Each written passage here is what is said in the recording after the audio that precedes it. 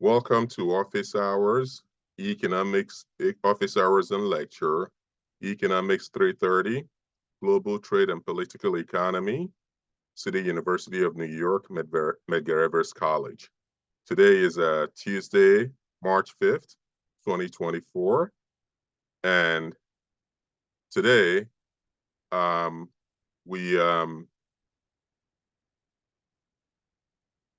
we begin the second of our three-part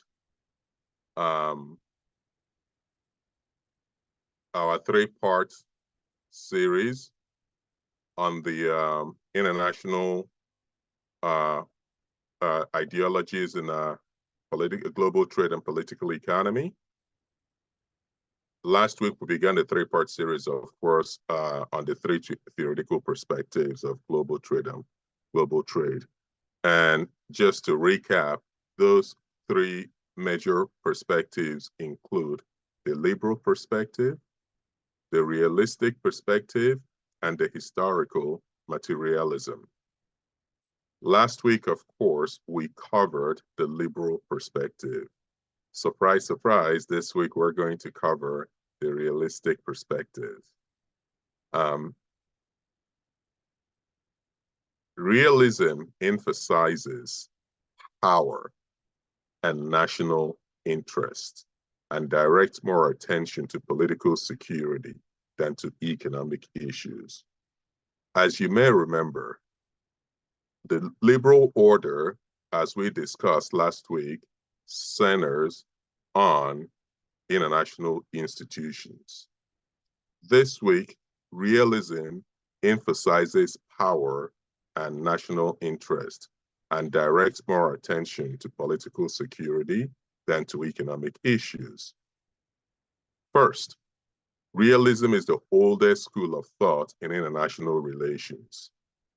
Second, classical realism was the dominant approach to international relations for a very long time.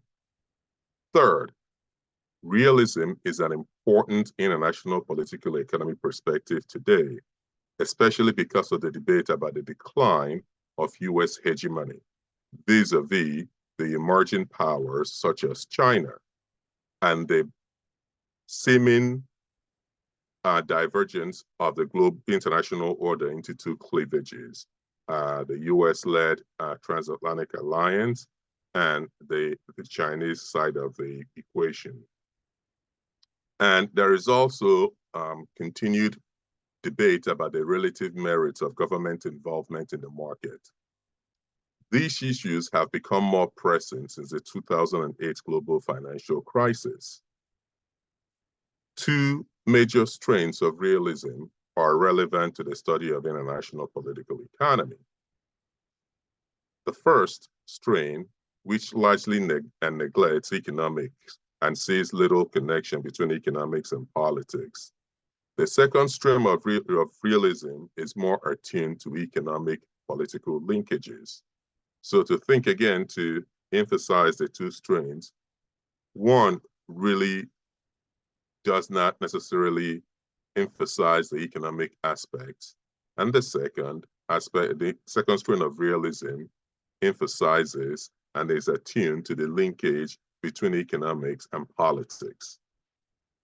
So our learning objectives for this week is obvious that at the expectation, and I will walk you through these learning objectives, is that you will be able to do the following. Explain the realistic view of international relations. And to do that, you should understand that realists view international relations from a competitive and conflictual perspective. It is usually contrasted with idealism or liberalism, which tends to emphasize cooperation. Note, all realists, however, deny the presence of ethics in international relations, right? Not all realists do this. Some believe that there is a role for ethics to play in international relations.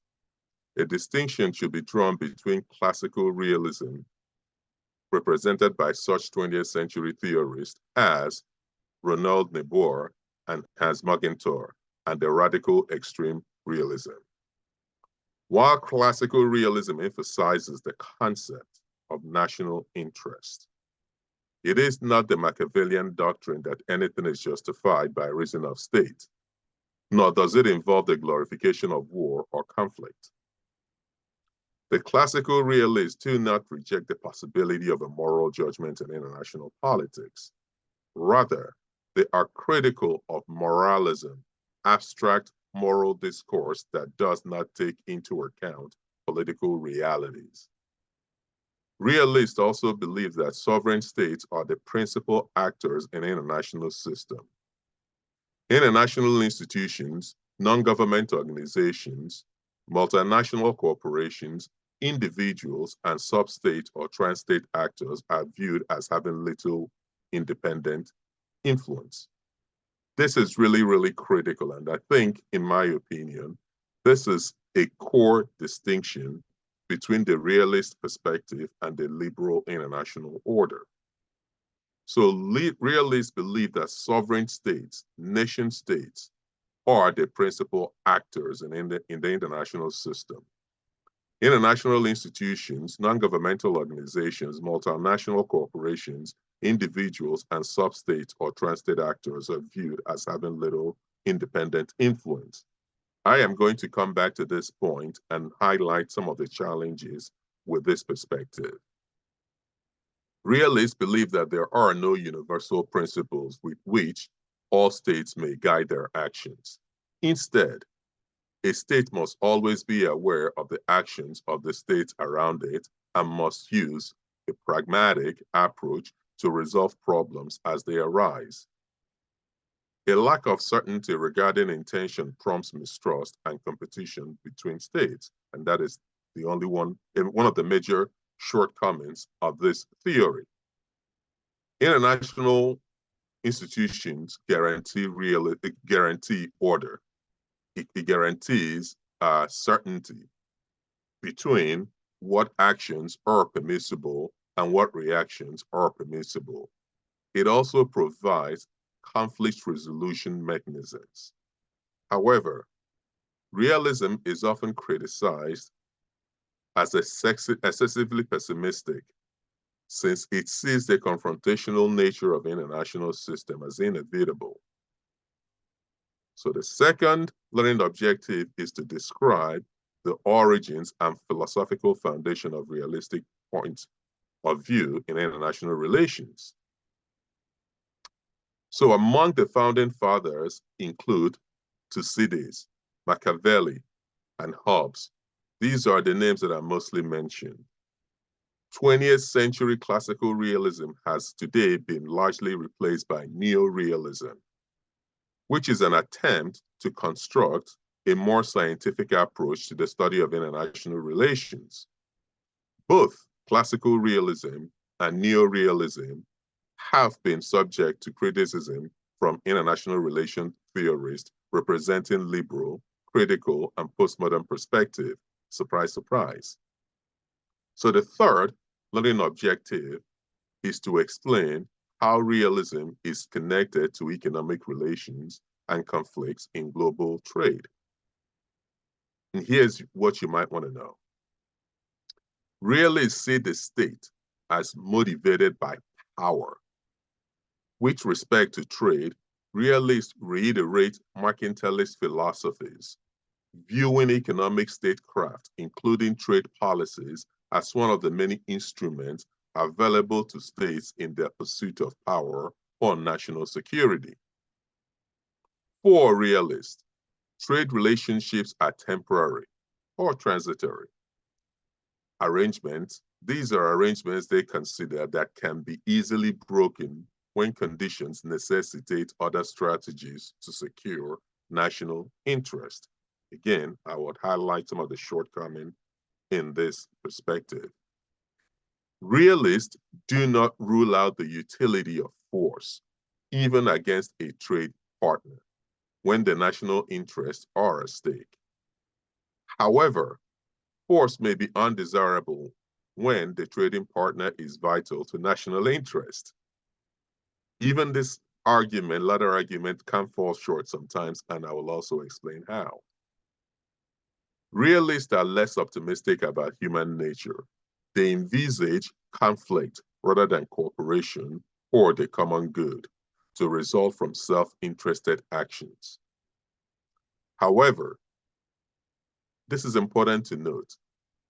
Each state's pursuit of its own national interest, power maximization, and security produces a security dilemma, which in turn results in greater insecurity and intensifies threats to state interest. So think about this. It says that each state's pursuit of its national interest, trying to maximize its power and security without regard to international norms, it produces what is called a security dilemma, which in turn results in greater insecurity and intensifies threat to interstate peace. A typical example of this is actually occurring right now in the international system. And here is how. And this is just a clear example, right? We obviously, how many folks here have heard about the Ukraine war? I do. Okay. Okay, so let me unpack how some of that is instructive to today's lecture. And this is without taking sides in the confrontation. It doesn't matter how you fall, what side of the equation you fall on. This is not about politics of war, but about the security dilemma that the realistic perspective can provide and produce. From Russia's point of view,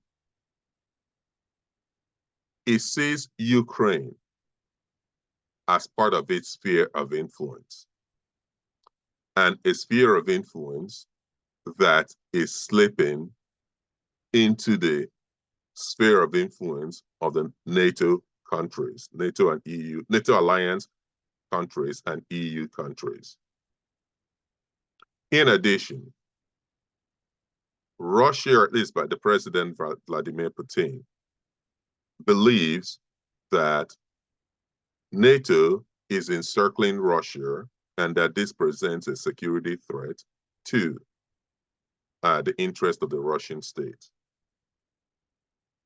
Bizarrely, though, he also claims that that Nazis are running rampant in Ukraine, which defies logic given that the Ukrainian president is actually Jewish and there is no known movement of Nazis in Ukraine.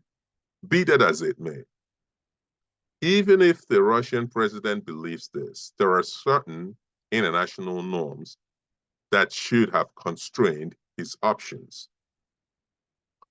Principal among these international norms is the United Nations resolution that no country shall, through the use of force, redraw national borders.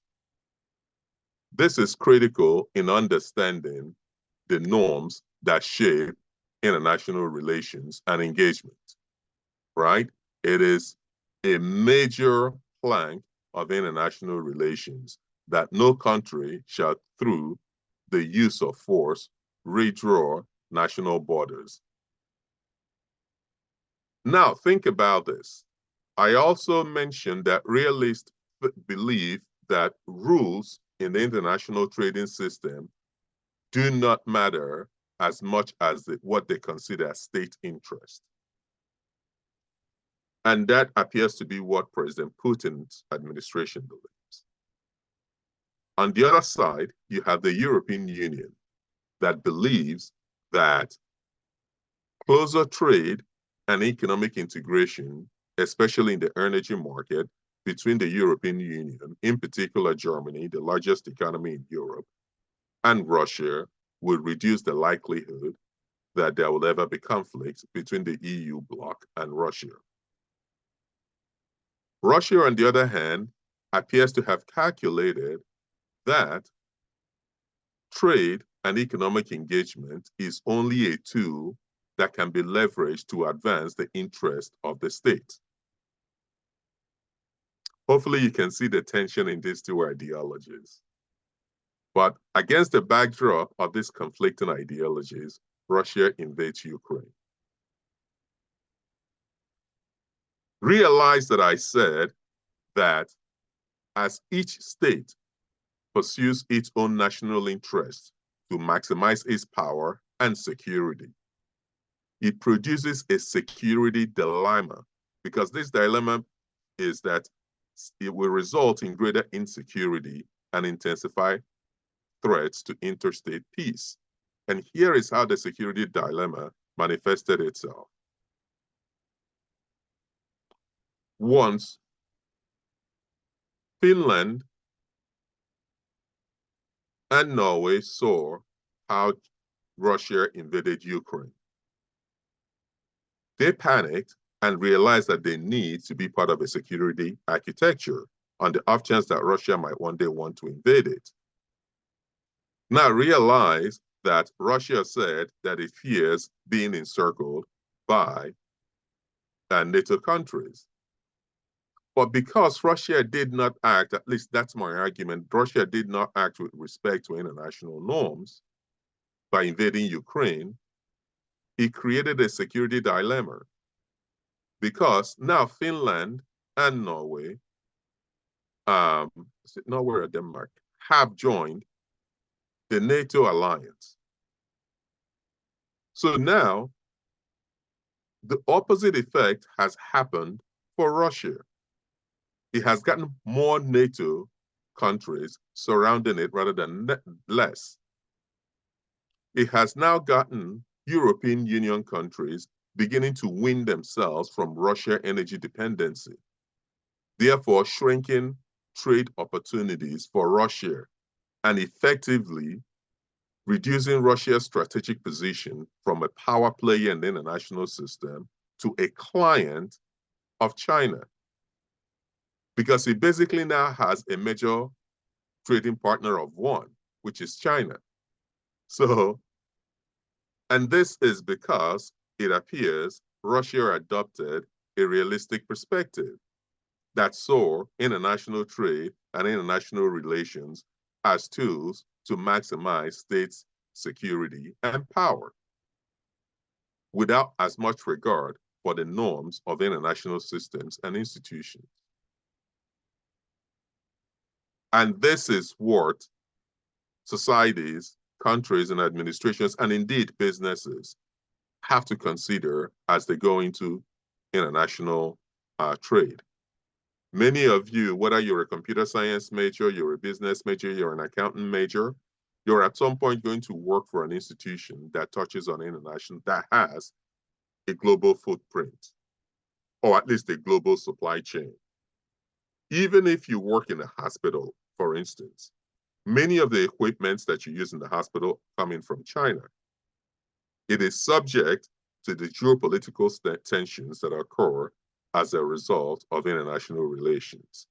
And these are some of the foundational knowledge that inform the actors and actions of institutions of state and multinationals. So this concludes the formal section of this week's lecture. So kindly note that next week we will cover the critical perspective in international political economy. And with that, I will end the recording and we will transition into Q&A, if that's okay.